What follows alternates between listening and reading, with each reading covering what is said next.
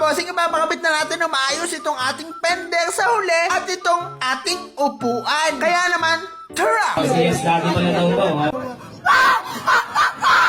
At ayun na nga mga boss, si Boss Daddy nga pala may dala kay Project Expo. So pamunta na nga kami din sa magagawa ng ating fender at upuan. So ayan, nandito na nga tayo sa shop mga bossing. At yan, ito nga pala ang gagawa ng bracket. Bali, weldingan nga pala daw yan. Kaya naman agad-agad nagawa na si Kuya Joseph ng bracket para maisalpak na ng maayos itong ating fender. At dahil nakablog nga daw, lalagyan ni Kuya Joseph ng langis itong ating fender para daw hindi magkaroon ng talsik-talsik ng welding. Grabe naman yun! Ayan, at sinesentro na nga ang ating fender para nga gumitnanag. Tingnan nyo naman, sipat na sipat. Ay di wineldingan na nga yan agad-agad at gitna na nga eh. Kaya nga pala ipapayos natin itong ating upuan ay wala na kasing kapares yung bracket na yan. Ito nga pala upuan na ito ay pang HD3.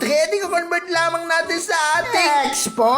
Dito nga ay sinusungatan agad-agad ng bracket na kapantay nung kabiak para maisalpak na syempre sa ating Expo. Ay gayon lang kabilis mga bossing. Tingnan nyo, tinigpitan agad at may bracket na agad na nagawa si Kuya Joseph. Weldingan time na ulit mga bossing. Magwe-weld nga pala dyan ng tornilyo para nga maitornilyo itong ating upuan. At ayan, ayos na nga mga bossing. Hindi na basta-basta matatanggal ang ating upuan kasi nga di tornilyo na. Baka naman may magsabi niyan, ang bulok naman ang upuan mo bossing. Ba't di ka na lang bumili ng bago? Ay wala na akong pera mga bossing. At JD DIY flat seat ko na lang mga bossing. Waiting lang tayo sa ating seat cover. Oh ha, ayos diba?